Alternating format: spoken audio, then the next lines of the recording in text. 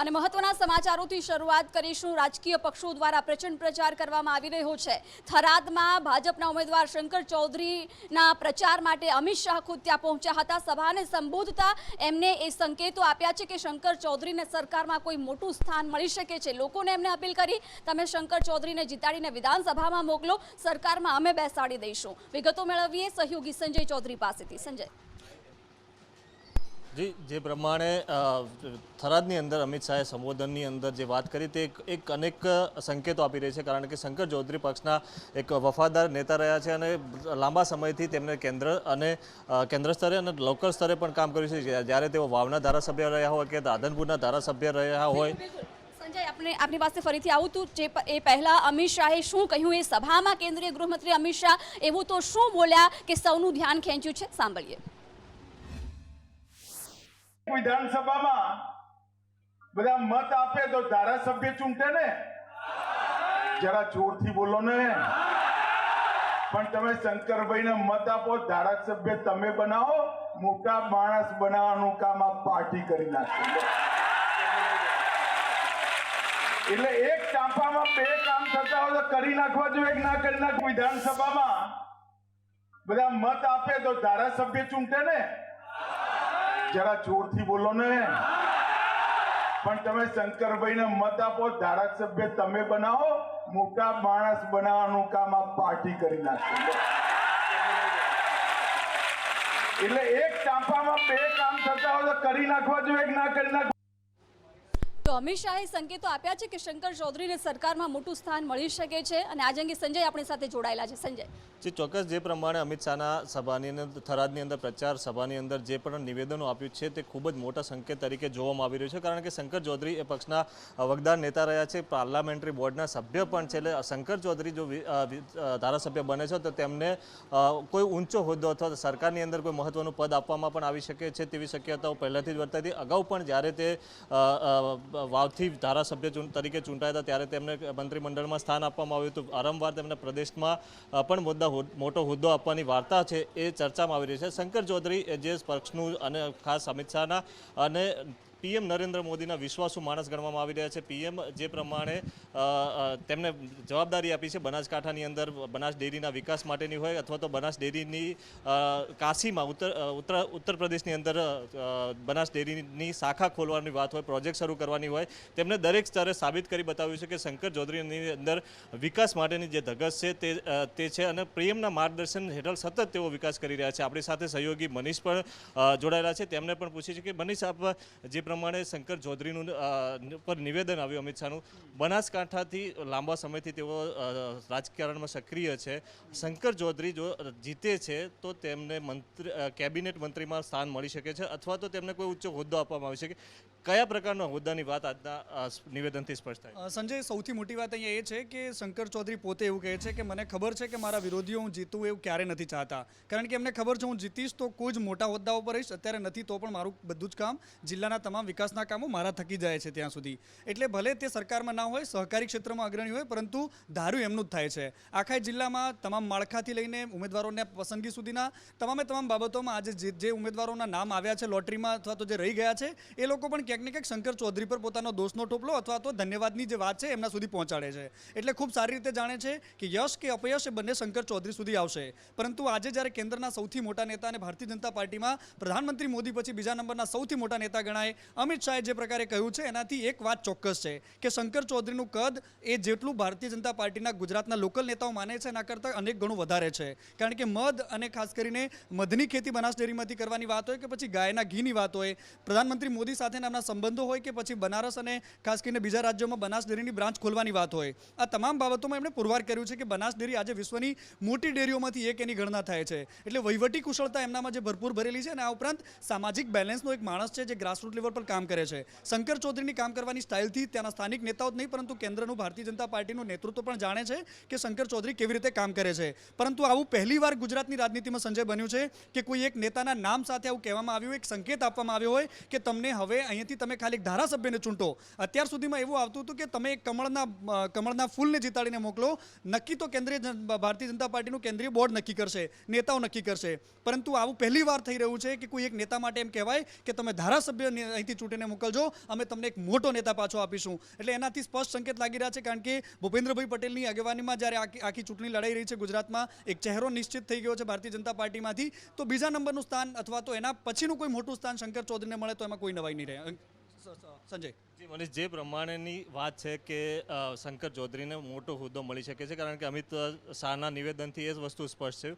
પરંતુ કયા કેબિનેટમાં આપવામાં આવે તો તેમની પાસે કયા પ્રકારના કેબિનેટ મંત્રાલય અથવા તો વગદાર હોદ્દો એવો કયો છે કે જે એમની પાસે પહોંચી શકે તો તેમની વહીવટી કુશળતાનો અનુભવ વધારે મળી શકે. સંજય, અત્યારે જે નવું સહકારિતા મંત્રાલય, ખાસ કરીને પ્રધાનમંત્રી મોદી જ્યારે કેન્દ્રમાં બીજી વારની સરકાર બનાવી ત્યારે એમણે લાવ્યું, ને સહકારિતા ક્ષેત્ર એક એવું છે કે જેનો અત્યારે અવકાશના જે સ્કોપ છે ખૂબ વધારે છે.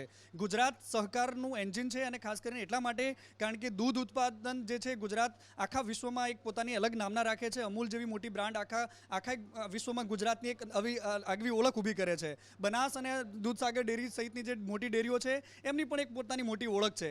એટલે આ ક્ષેત્રમાં શંકર ચૌધરીનો એક લાંબા સમય સુધી કામ કરવાનો અનુભવ, અને ખાસ કરીને બનાસકાંઠા અને ઉત્તર ગુજરાતના જે જિલ્લાઓ છે એ જિલ્લાઓમાં ખાસ કરીને સહકારિતાથી જે ચાલે છે રાજનીતિ, એ રાજનીતિના જે કેન્દ્રમાં રહેલા મોટા ચહેરાઓ છે એ આ વખતની ચૂંટણીમાં તમે જોયું હશે કે ધાનેરા અને ડીસા જેવી જે મહત્વની બેઠકો છે કે માર્કેટયાર્ડના ચેરમેનોને ટિકિટ આપવામાં આવી હોય. એના પહેલાં ગોવાભાઈ દેસાઈના દીકરાની ટિકિટ, ગોવાભાઈ કોંગ્રેસમાંથી હતા, તો ગોરધનભાઈ માળીના દીકરાને ડીસામાંથી ટિકિટ હોય, કે માવજીભાઈને વિધાનસભામાં 2017માં ચૂંટ્યા હોય, ભગવાનભાઈને આ વખતે 2017માં ધાનેરાથી વિધાનસભામાં ક્ષેત્રમાં ઉતાર્યા હોય. તો આ તમામ ચહેરાઓ છે જે ક્યાંક ને ક્યાંક સહકારિતામાંથી આવે છે. એટલે ભારતીય જનતા પાર્ટીની જે સ્ટ્રેટેજી છે ને આવનારા જે સમયમાં સહકારિતા મંત્રાલયને મજબૂત કરવાની વાતો છે, તો બની શકે કે શંકર ચૌધરી પાસે ખૂબ મોટું મંત્રાલય આવનારા સમયમાં જો જીતે છે તો મળી શકે છે. જિજ્ઞાસા. આભાર સમગ્ર માહિતી આપવા બદલ. જ્યાં એક તરફ જો શંકર ચૌધરી જીતે છે તો એમને મોટું પદ મળી શકે છે એવા સંકેતો અમિત શાહે આપી દીધા છે, પરંતુ શંકર ચૌધરીનો અત્યારે એક વિવાદિત વિડીયો સામે આવી રહ્યો છે જેમાં એ ધમકી આપી રહ્યા છે. એવું કહેવામાં આવી રહ્યું છે કે તમને પ્રચાર કરતા કોઈ રોકે અથવા ફોન આવે તો એમને આપણે એમની ભાષામાં જવાબ આપીશું. શું કહી રહ્યા છે સાંભળીએ. પણ પ્રજાના ભલા માટે કામ કરતા હોય એમ કે કેમ તમે બહુ દોડો છો, કેમ ભાઈ બહુ ન દોડીએ, ચૂંટણી લડીએ છીએ એટલા માટે દોડીએ છીએ. આ ટાઈપનો કોઈ જગ્યાએ આવ્યો તો સીધી વાત મને કરજો કે ભાઈ આ ટેલિફોન નંબર ઉપરથી ફલાણા ભાઈએ આ પ્રમાણની વાત કરી છે, તો એમની ભાષામાં જવાબ આપવાની વ્યવસ્થા કરશું. અને રાહુલ ગાંધીએ આપેલા નિવેદન ઉપર ગણપત વસાવાએ વળતો પ્રહાર કર્યો છે. ગણપત વસાવાએ કહ્યું કે વિધાનસભા ચૂંટણી આવી છે એટલે કોંગ્રેસને હવે આદિવાસીઓ યાદ આવી ગયા છે. રાજકુમાર રાહુલ ગાંધીને આદિવાસીઓ યાદ આવ્યા છે. શું કહ્યું સાંભળીએ. કોંગ્રેસના રાજકુમાર રાહુલ ગાંધી અત્યાર સુધી એને ગુજરાતના આદિવાસી યાદ આવ્યા નહોતા, પરંતુ હવે જ્યારે ગુજરાતમાં વિધાનસભાની ચૂંટણી આવી છે ત્યારે આ કોંગ્રેસના નેતાને આદિવાસી યાદ આવ્યા છે. અને જ્યાં સુધી કોંગ્રેસની સરકાર હતી ત્યાં સુધી રાહુલ ગાંધી આદિવાસીઓના અધિકારની વાત કરે છે, તો એમને આદિવાસીના અધિકારની વાત કરવાનો કોઈ અધિકાર જ નથી. ફરી આ ચૂંટણીમાં છેતરવાનો પ્રયત્ન કરવા માટે આવ્યા છે. પણ હવે મારો આદિવાસી સમાજ એ બની ગણીને ખૂબ જાગૃત થઈ ગયો છે, અને કોંગ્રેસને રામ રામ કરીને સમગ્ર ગુજરાતનો આદિવાસી સમાજ એ ભારતીય જનતા પાર્ટી સાથે વિકાસના માર્ગે ચાલી પડ્યો છે. એટલે આ વખતે આદિવાસી પટ્ટામાં કોંગ્રેસનો સંપૂર્ણ સફાયો એ મારા આદિવાસી સમાજના મતદારો કરવાના છે. અને ચૂંટણી પહેલા પક્ષ પલટાની મોસમ પણ જોવા મળી રહી છે. પક્ષ પાસેથી દાવેદારી કરનાર નેતાઓને ટિકિટ ન મળતા પક્ષથી તેઓ નારાજ થયા. એમાંનું જે એક નામ હતું કામિનીબાએ ટિકિટ ન મળતા પહેલા પક્ષમાંથી ઉમેદવારી નોંધાવી હતી, જોકે તેઓ ફોર્મ પરત ખેંચી લેતા કોંગ્રેસના પણ તમામ સભ્યપદોથી રાજીનામું આપી દીધું છે અને વિધિવત રીતે તેઓ ભારતીય જનતા પાર્ટીમાં જોડાઈ ગયા છે. વિગતો મેળવીશું સંવાદદાતા કશ્યપ પાસેથી. કશ્યપ. બિલકુલ, અત્યારે જે પ્રમાણે ચૂંટણી નજીક છે અને તડજોડની રાજનીતિ છે તે ચાલી રહી છે. મહત્ત્વનું છે કે અનેક રાજકીય પક્ષો છે જેમાં ભંગાણ થઈ રહ્યું છે. કોંગ્રેસના પૂર્વ ધારાસભ્ય છે દેગામના કામિનીબા, તેણે આજે ભગવો ખેસ ધારણ કર્યો છે. તો લીમખેડામાં પણ આ જ સ્થિતિ છે તે સર્જાઈ છે, ને લીમખેડામાં બીટીપીના જે ઉમેદવાર હતા તે ભાજપમાં જોડાઈ ગયા છે 500 કાર્યકર્તાઓ સાથે. તો આ જ રીતે માંગરોળમાં પણ ભંગાણ સર્જાયું છે અને ત્યાંના પણ કોંગ્રેસ અને આપના જે નેતાઓ છે તે ભાજપમાં જોડાઈ ગયા છે. આમ અલગ અલગ જે રાજકીય પક્ષો છે તેના કાર્યકર્તાઓ નેતાઓ છે તેણે ભગવો ખેસ ધારણ કર્યો છે. તો એ જ રીતે તાલાળા બેઠક છે, મોટી સંખ્યામાં કોળી આગેવાનો છે તે કોંગ્રેસમાં જોડાણા છે અને સૌથી વધારે મતદારો આ બેઠક ઉપર કોળી સમાજના છે અને તે આજે ભગવો કોંગ્રેસનો ખેસ છે તે ધારણ કર્યો છે. એટલે કે ભાજપ જે છે ત્યાં તેની ચિંતા વધારી છે. જી બિલકુલ કશ્યપ, આભાર સમગ્ર માહિતી આપવા બદલ. ન માત્ર કામિનીબા પરંતુ આજે રાજ્યભરમાંથી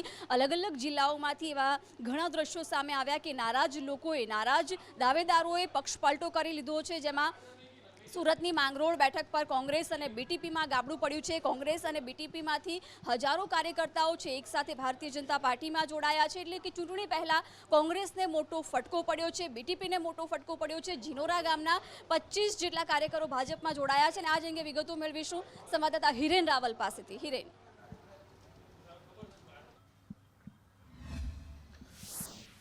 જો વિધાનસભાની ચૂંટણી નજીક આવી ત્યારથી જ આ પ્રકારની પરિસ્થિતિ શરૂઆત થઈ ચૂકી હતી. વર્તમાન ધારાસભ્ય હોય કે નેતાઓ તેમની પાર્ટી છોડી અને બીજી પાર્ટીમાં જવાની કામગીરી તેમની ચાલુ હતી.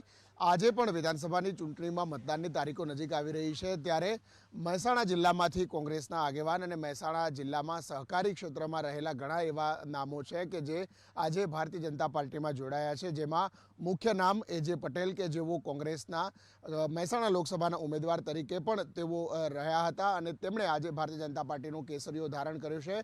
એ જ પ્રકારે આદિવાસી વિસ્તાર છે, આદિવાસી વિસ્તારના દેવગઢ બારિયામાં એનસીપી સાથે કોંગ્રેસનું ગઠબંધન થયું હતું, પરંતુ આ ગઠબંધનના ઉમેદવાર એનસીપીના હતા. તેમણે ત્યાંથી રાજીનામું આપી અને તેમણે પણ કેસરીઓ કર્યો છે. એટલે આ બેઠક ઉપર સીધી રીતે હવે ભાજપ અને આપની ટક્કર જોવા મળશે. એનસીપી અને કોંગ્રેસ ત્યાંથી હવે હાથ ધોવાનો વારો હોય તે પ્રકારની સ્થિતિ ત્યાં લાગી રહી છે. એ જ પ્રકારે સમગ્ર ગુજરાતની અંદર નાના નાના અલગ અલગ વિસ્તાર છે કે ત્યાંથી કોંગ્રેસ છોડી અને ભારતીય જનતા પાર્ટીમાં કેટલાક લોકો આવી રહ્યા છે, તો કેટલાક લોકો ભારતીય જનતા પાર્ટીમાંથી નારાજ થઈ કોંગ્રેસમાં જઈ રહ્યા છે, કેટલાક લોકો આપમાં પણ જઈ રહ્યા છે. આ પરિસ્થિતિ હજુ યથાવત રહેશે. જો ભારતીય જનતા પાર્ટીનું ઓપરેશન બરાબર ચાલે છે તો આગામી 1 થી 2 દિવસમાં હજુ પણ એક ધારાસભ્ય રાજીનામું આપી કોંગ્રેસ ભારતીય જનતા પાર્ટીમાં જોડાય તે પ્રકારની ગોઠવણ કરાઈ રહી છે. બિલકુલ હિરેન, આભાર સમગ્ર માહિતી આપવા બદલ. અને ચૂંટણી પહેલા આ તરફ રાજકોટના ધોરાજીમાં સ્થાનિક ઉમેદવારના સમર્થનમાં પોસ્ટર્સ લાગ્યા છે. તો ક્યાંક જે પણ ઉમેદવારો છે જેને ટિકિટ આપવામાં આવી છે, ઉમેદવારો પ્રચાર માટે લોકોની વચ્ચે જઈ રહ્યા છે અને એમનો વિરોધ થઈ રહ્યો છે. અમદાવાદનો અમરાઈવાડી વિસ્તાર હોય કે પછી બનાસકાંઠાનો પાલનપુર વિસ્તાર, જ્યાં ઉમેદવારોનો વિરોધ થઈ રહ્યો છે. અને આ જ અંગે વિગતો મેળવીશું સંવાદદાતા મયુર સરવૈયા પાસેથી. મયુર, બિલકુલ જિજ્ઞાસા, ધોરાજી, રાજકોટના ધોરાજીમાં સ્થાનિક ઉમેદવારોને લઈને પોસ્ટરો લાગ્યા છે. ઉલ્લેખનીય છે કે થોડા દિવસ પહેલા જ્યારે ઉમેદવાર જાહેર નહોતા કરાયા ત્યારે પણ પોસ્ટરો લાગ્યા હતા અને હાલ ભાજપે અહીંયા મહેન્દ્ર પાડલિયાને ઉતાર્યા છે. તેમને લઈને કહી શકાય છે કે સ્થાનિક ઉમેદવાર ન હોવાથી આવા પોસ્ટરો લાગ્યા છે. ત્યારે ઉલ્લેખનીય વાત છે કે થોડા દિવસ પહેલા જ આવા પોસ્ટરો લાગ્યા હતા અને ફરી આવા પોસ્ટરો લાગતા ક્યાંક જનતામાં પણ નારાજગી હોય તેવું લાગી રહ્યું છે. જ્યારે અમરાઈવાડી એટલે કે અમદાવાદની વાત કરીએ તો અમદાવાદમાં પણ આ પ્રકારની એક સ્થિતિ જોવા મળી રહી છે કે ત્યાંના જે ભાજપના ઉમેદવાર છે તેમની સામે પણ ક્યાંક નારાજગી વ્યક્ત કરવામાં આવી રહી છે. કારણ કે જનતાના પ્રશ્નનું નિરાકરણ ન આવતા આ પ્રકારની સ્થિતિ બની છે. જ્યારે ડોર ટુ ડોર પ્રચારમાં જઈ રહ્યા હતા ત્યારે આ પ્રકારની ઘટના બની છે અને તેમને ફરી પાછું વળવાની જે ઘટના છે તે સામે આવી છે. ઉલ્લેખનીય છે કે પ્રશ્નનું નિરાકરણ ન થતાં પડતર માંગણીઓ જે સ્થાનિકોની છે તેમનું કોઈ પણ નિરાકરણ ન થતાં આ ઘટના બની હતી. જ્યારે બનાસકાંઠાની વાત કરીએ તો બનાસકાંઠામાં પણ જે કોંગ્રેસના ઉમેદવાર છે મહેશ પટેલ, તે પણ પ્રચાર અર્થે ન આવવું તેવા પણ પોસ્ટરો લાગ્યા છે અને સ્થાનિકો દ્વારા પણ આ પ્રકારની જે છે તે કહેવામાં આવી રહ્યું છે કે મહેશ પટેલ કોંગ્રેસના ઉમેદવાર છે અને તેમની સામે પણ જનતાનો રોષ જોવા મળી રહ્યો છે. બિલકુલ મયુર, આભાર સમગ્ર માહિતી આપવા બદલ. અને આ તરફ ચૂંટણી પહેલા રાજનીતિ ભરપૂર ગરમાઈ રહી છે. નેતાઓના નિવેદનને લઈને આક્ષેપબાજી થઈ રહી છે. રાહુલ ગાંધીના ભાષાંતરવાળા વિવાદ પર અત્યારે ભરતસિંહ સોલંકીએ પ્રતિક્રિયા આપી. તેમણે કહ્યું કે રાહુલ ગાંધીને લોકોને હિન્દીમાં સાંભળવા હતા, એટલા માટે મેં ટ્રાન્સલેશન અટકાવ્યું હતું. જો કે ભાજપ તરફથી રાષ્ટ્રીય પ્રવક્તા સંબિત પાત્રાએ વળતો પ્રહાર કરતા કહ્યું કે રાહુલ ગાંધીને એમના જ નેતાઓ નથી સાંભળતા. શું કહ્યું સાંભળીએ. साउथ गुजरात में देश के प्रिय नेता, युवा नेता, हमारे सबके नेता राहुल जी की पब्लिक मीटिंग महुआ सूरत डिस्ट्रिक्ट में हो रही थी. बहुत बड़ी तादाद में लोग आए थे और राहुल जी की मीटिंग, उनकी स्पीच का गुजराती में अनुवाद ट्रांसलेशन करने के लिए मैंने वो प्रयत्न किया। लोगों ने सुना, लेकिन कुछ देर के बाद लोगों को लगा कि वो हिंदी में बोलते हैं, वही अच्छी बात है, तो लोगों ने कहा कि हिंदी में चालू रखिए। तो मैंने वो ट्रांसलेशन रोक के मैं अपनी जगह वापस आ गया। अब भारतीय जनता पार्टी वाले इसको उलट सुलट करा के लोगों को गुमराह करना चाहते हैं। मुझे ये स्पष्ट कहना है कि मुझे लोगों ने सुझाव दिया कि हमें राहुल जी की बात, उनकी विचार, उनके स्पीच को हिंदी में सुनना है, इसलिए मैंने अपना ट्रांसलेशन बीच में छोड़ के अपनी जगह पर वापस आ गया था। धन्यवाद। यहाँ राहुल गांधी आए थे, और मुझे तो बड़ा आश्चर्य हुआ। मैंने जब देखा वो वीडियो जो आज पूरे हिंदुस्तान में चल रहा है कि राहुल गांधी जी को सुनने के लिए तो उनके कार्यकर्ता, जो मंच पे उनके नेता मौजूद थे, वो भी सुनना नहीं चाहते हैं। उनके भरत सिंह सोलंकी जी ट्रांसलेशन कर रहे थे, शायद बीच में छोड़ के चले गए कि मैं ट्रांसलेशन नहीं करूंगा, अब हो गया बहुत, आप ही बोल दो जो बोलना है। जब इस प्रकार का माहौल मंच पे होता है, आप देखिएगा उस मंच पर उनके नेताओं के बीच में एक कंफ्यूजन था। मंच के ऊपर खुद उनके नेता उनकी भाषण के ट्रांसलेशन को बीच में छोड़ के जा रहे हैं, और मैं नहीं कह रहा हूं, राहुल गांधी खुद कह रहे हैं अच्छा आप नहीं करेंगे, आप छोड़ के जा रहे हैं, और भरत जी चले जाते हैं, बाकी नेता ऐसे ऐसे कर रहे हैं। तो कहीं ना कहीं आज कांग्रेस पार्टी को कोई सुनना नहीं चाहता, राहुल गांधी जी के नेतृत्व को कोई भी स्वीकार करना नहीं चाहता है। ये अपने आप में कांग्रेस किस अवस्था में गुजरात में है। અને ચૂંટણીને આડે હવે ગણતરીના દિવસો બાકી છે, ત્યારે ભારતીય જનતા પાર્ટીએ પ્રચાર તેજ કરી દીધો છે। અન્ય રાજ્યોના કેન્દ્રીય મુખ્ય પ્રધાનો, કેન્દ્રીય મંત્રીઓ, સાંસદો ગુજરાત પ્રવાસ કરી રહ્યા છે। સાંસદ મનોજ તિવારી પણ પ્રચાર અર્થે આવ્યા હતા। એ દરમિયાન તેમણે સંદેશ ન્યૂઝ સાથે એક્સક્લુઝિવ વાતચીત કરી છે। શું કહ્યું સાંભળીએ। मनोज तिवारी अपनी साथी से सीधी बात अपनी पासेज करिए। सर, चुनावी माहौल है, आप भी चुनावी प्रचार में आज आए हो, अब क्या कहोगे, किस तरह से आप जनता के बीच में जाने वाले हो? देखिए, हम लोग तो बीजेपी के लोग हैं, सेवक लोग हैं। हमारे देश के यशस्वी प्रधानमंत्री जी भी सफाई कर्मचारियों के भी पैर धो देते हैं। कहीं कोई बड़ा इंफ्रास्ट्रक्चर का निर्माण होता है तो सबसे पहले मजदूरों का सम्मान करते हैं। इस देश की संस्कृति को पूरी दुनिया में जगाने के लिए और अपने लोगों में भी मन का भाव बढ़ाने के लिए वो लगातार एक सेवक की तरह काम कर रहे हैं। तो हम लोग तो बस गुजरात से सीखने आते हैं। लोगों से यही प्रार्थना है कि इस चुनावी माहौल में भी एक गाना बनाया है, इलेक्शन के बीच आप जाने वाले हो, इलेक्शन के दौरान कौन सा गाना है जो बनाया है आपने?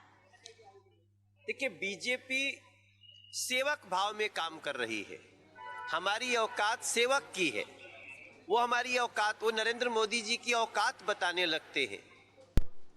અને સતત પોતાના વિવાદિત નિવેદનોને કારણે ચર્ચામાં રહેતા મધુ શ્રીવાસ્તવને આ વખતે ક્લીન ચીટ મળી છે। ગોળી મારવાવાળા તેમના નિવેદનમાં તેમને ક્લીન ચીટ મળી છે। ચૂંટણી પંચના રિપોર્ટમાં કોઈ ગુનો ન બનતો હોવાનું સામે આવ્યું છે। આચારસંહિતા ભંગ ન થતો હોવાનો પણ પ્રાથમિક રિપોર્ટ સામે આવ્યો। વિગતો મેળવીશું સંવાદદાતા હિરેન રાવલ પાસેથી। હિરે, તો કેન્દ્રીય ચૂંટણી પંચ અને મુખ્ય ચૂંટણી અધિકારી ગાંધીનગર દ્વારા આ મુદ્દે સુઓમોટો કરવામાં આવ્યું હતું, અને સુઓમોટો કર્યા બાદ વડોદરા જિલ્લા કલેક્ટર અને જિલ્લા ચૂંટણી અધિકારી પાસે એક રિપોર્ટ મંગાવવામાં આવ્યો હતો। પ્રાથમિક રિપોર્ટના આધારે બીજો રિપોર્ટ જે મંગાવવામાં આવ્યો હતો કે તેમનું નિવેદન કયા સંજોગોમાં ક્યાં આપવામાં આવ્યું હતું, અને એ જે નિવેદન છે કે જો કોઈ પણ ફેટ પકડશે તો તેને સામે ગોળી મારવામાં આવશે, આ નિવેદન ના આધારે કોઈ આચારસંહિતા ભંગનો ગુનો થાય છે કે કેમ તેનો રિપોર્ટ મંગાવવામાં આવ્યો હતો, અને એ સ્થાનિક રિપોર્ટ પ્રમાણે કોઈ પણ પ્રકારનો આચારસંહિતા ભંગ ત્યાં નથી થતી।